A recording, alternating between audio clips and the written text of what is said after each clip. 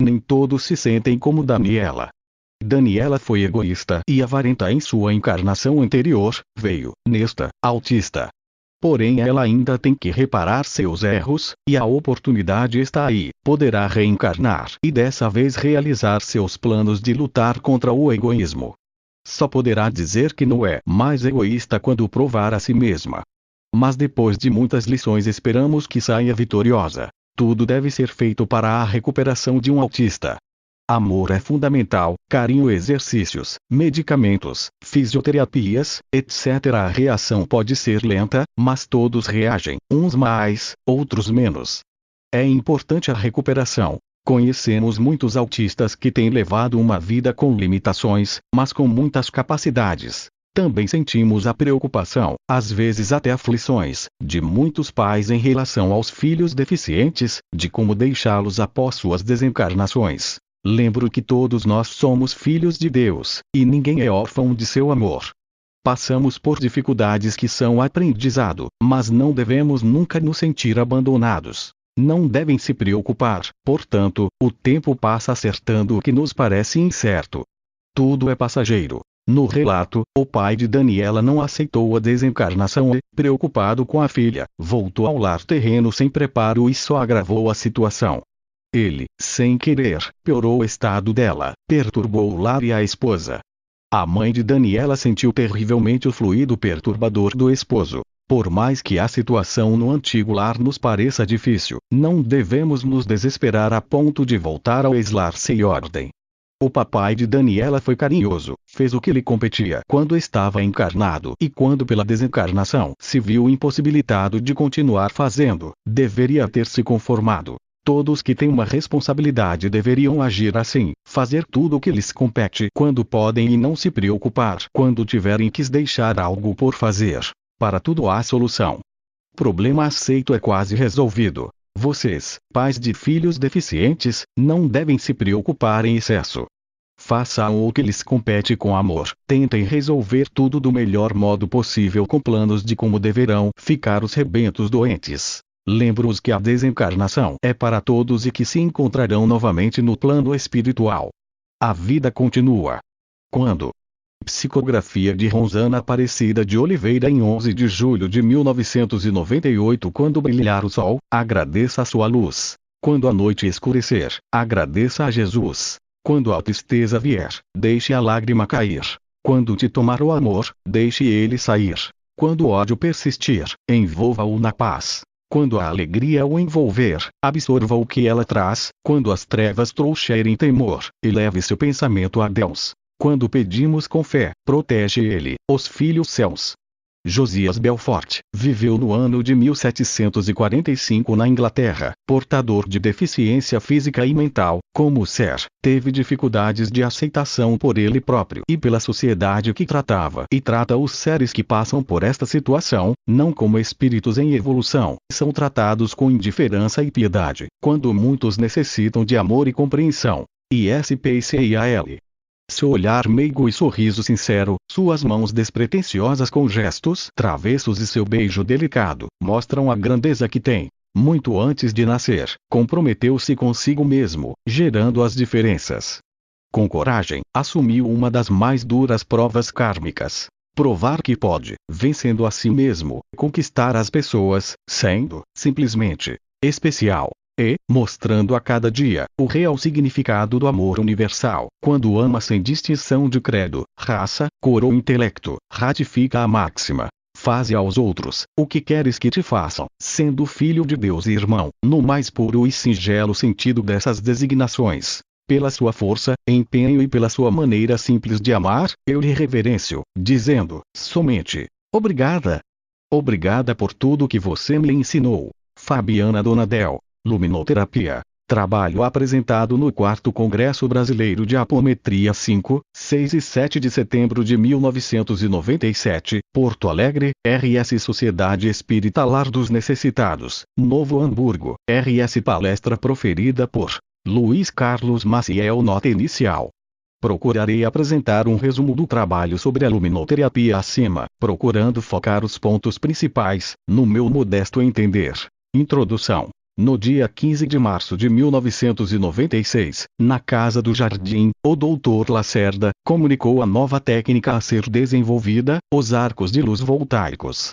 Eles seriam aplicados inicialmente nos atendimentos espirituais, desobsessão, com a finalidade de destruir bases umbralinas. Observou-se desde então, que os arcos de luz se apresentam como longos filamentos de luz, tipo néon, muitas vezes em forma espiral, em cores bem distintas umas das outras e de muita beleza, manifestando uma característica bem definida: o calor que eles emitem. No dia 03 de abril de 1996, Dr. Paulo, médico da equipe do Dr. Bezerra de Menezes, diretor e mentor espiritual da Celar dos Necessitados, colocou à disposição o uso desta técnica, na área da saúde, nos trabalhos de psicobioterapia, cirurgia espiritual, tratamento auxiliar do HIV, leucemia, câncer, e outros tipos de doenças psicossomáticas a nível físico e espiritual, bem como na recuperação dos corpos astrais de entidades espirituais que se encontram lesadas. Origem dos arcos de luz voltaicos. Diariamente, a Terra é bombardeada por milhões de partículas de altíssima energia vindas do espaço, chamadas de raios cósmicos.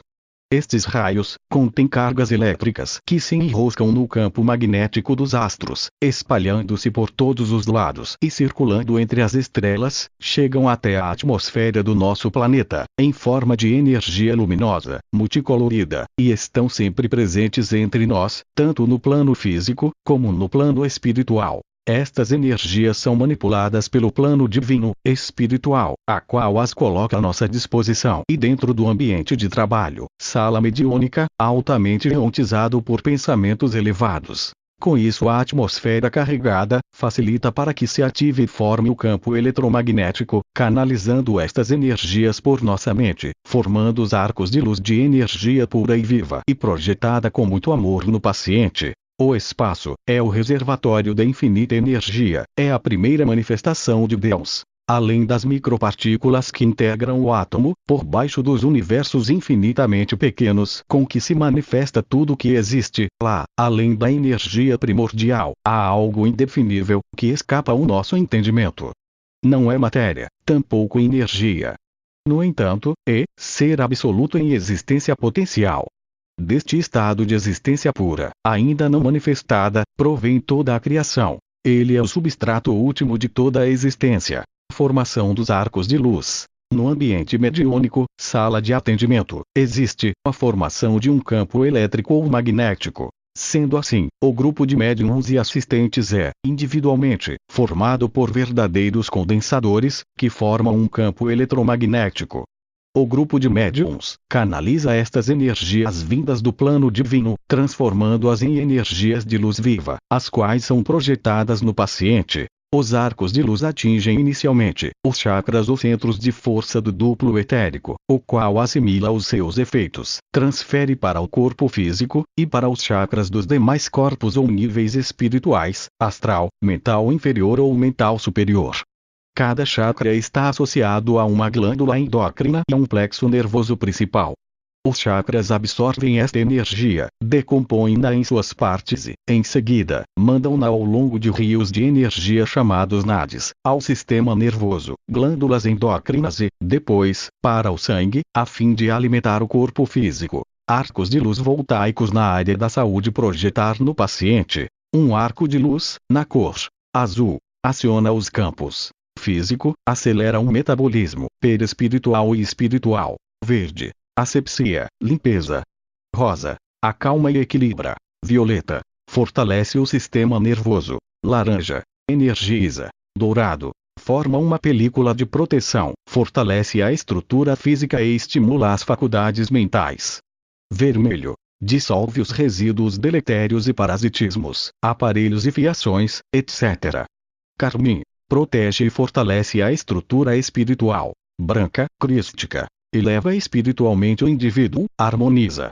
Nota: ao projetar os arcos de luz no paciente, fazer a contagem até 10. A aplicação dos arcos de luz será a segunda etapa do atendimento espiritual, isto é, primeiramente o paciente se submeterá ao atendimento, desobsessão, para então receber a aplicação dos arcos. Haverá casos em que os arcos serão aplicados no momento do atendimento, em função da necessidade em que se encontra o paciente ou alguns de seus corpos, níveis, devendo cada um ser tratado em separado, harmonizando ou recuperando, assim, doenças psicossomáticas. Através dos arcos de luz, poderemos recompor a tela búdica do paciente, rompida pela ação predatória de espíritos maléficos. No atendimento à distância, ponte, basta desdobrarmos o paciente, encaminharmos a incorporação ao médium, visualizando o problema. Atenderemos o mesmo espiritualmente, para depois aplicarmos os arcos de luz.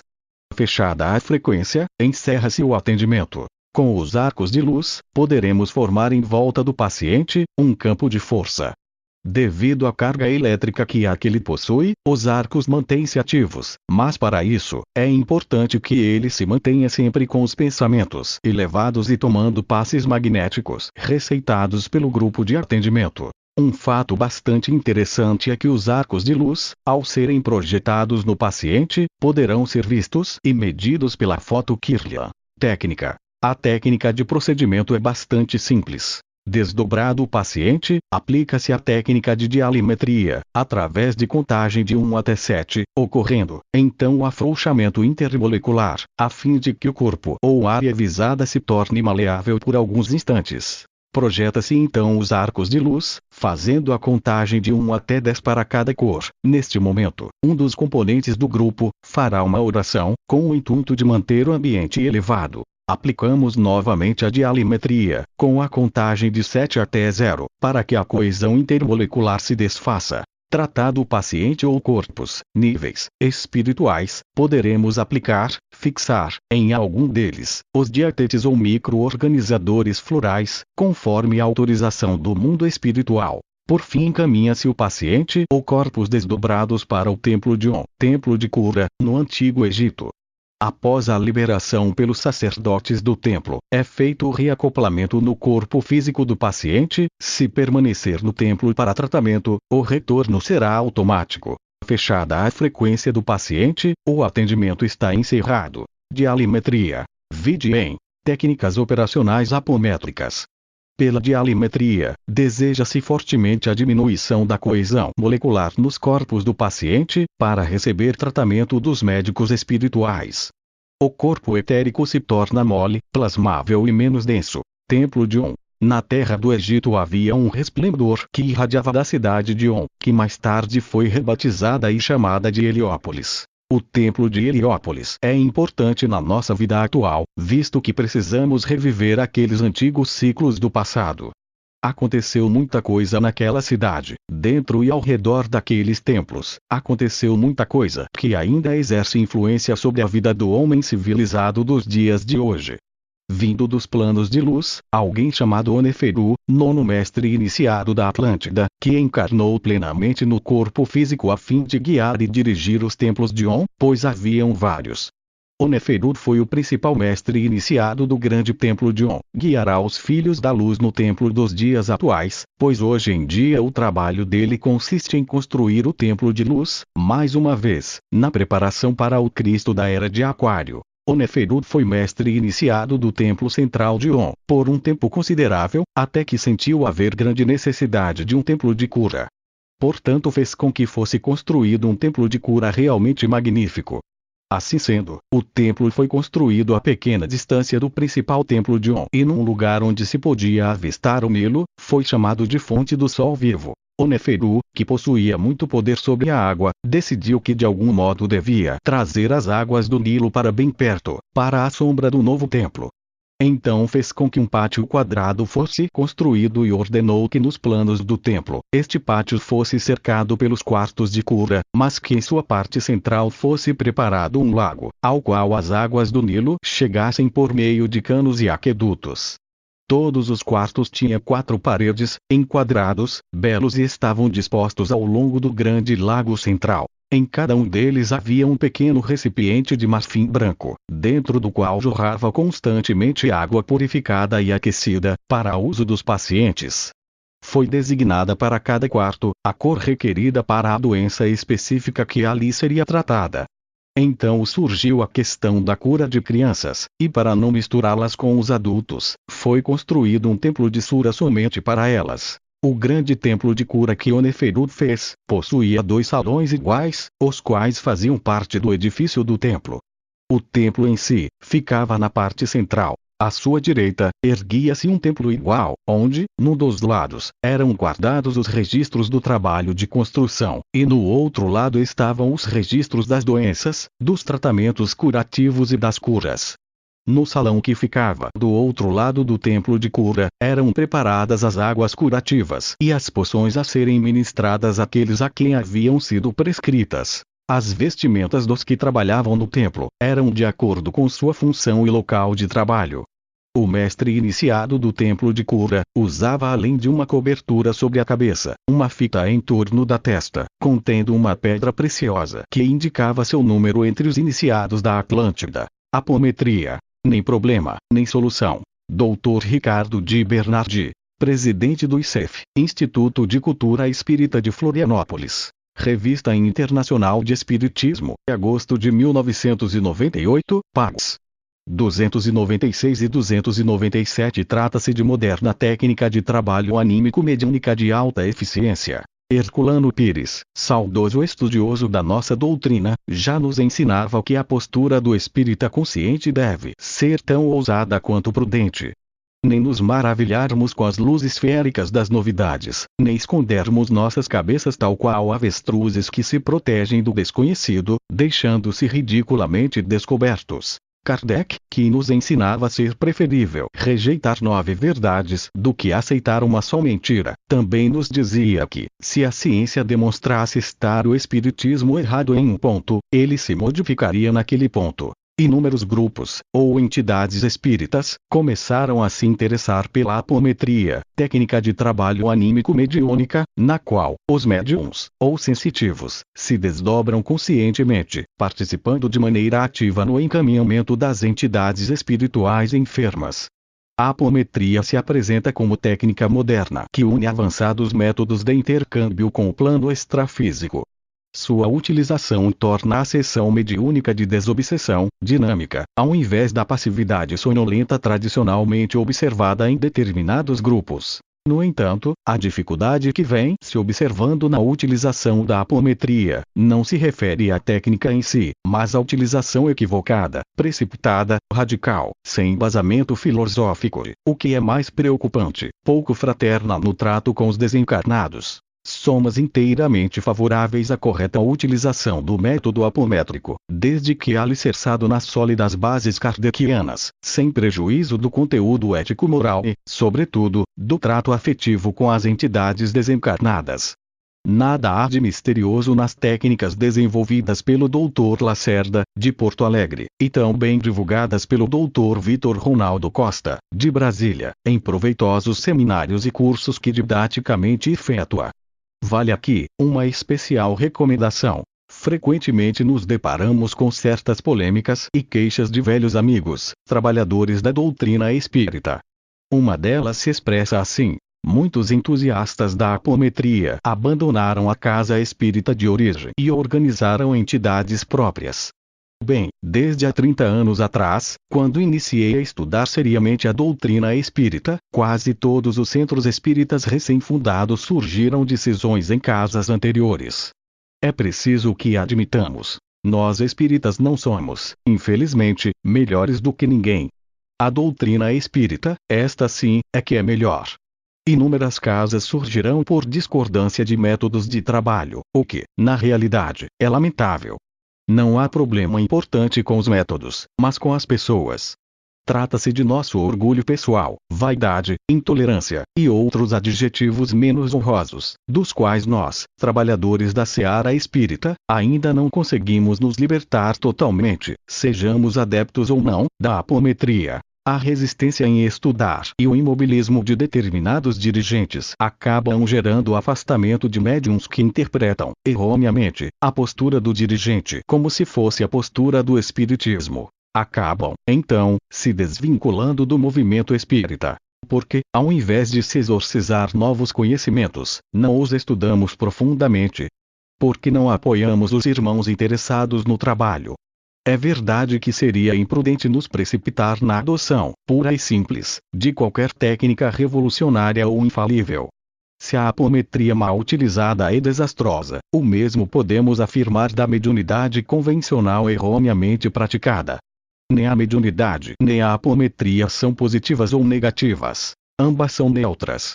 Argumentos tais como: depois que iniciou com a apometria muitos problemas surgiram, são tão inconsistentes como: depois que passou a se envolver com a mediunidade necessitou de internação hospitalar em casa de saúde mental. A falta de apoio recebido, bem como a falta de estudo dos envolvidos aliada à embriaguez pela ofuscante novidade, tem levado muitos grupos espíritas que utilizam a apometria a distorções que poderiam ser facilmente evitáveis.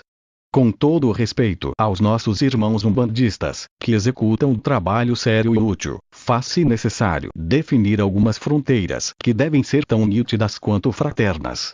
Não há por que criarmos grupos de umbanda técnico-científica nas casas espíritas. Ao invés do clássico e necessário diálogo com as sombras, tão preconizado por Hermínio de Miranda, passamos a ouvir o contínuo estalar dos dedos, seguido de verdadeiras expulsões dos espíritos obsessores. O diálogo construtivo e fraterno passou a ser considerado peça de museu. Ao invés de amor e filosofia, muita sonoridade e gesticulação.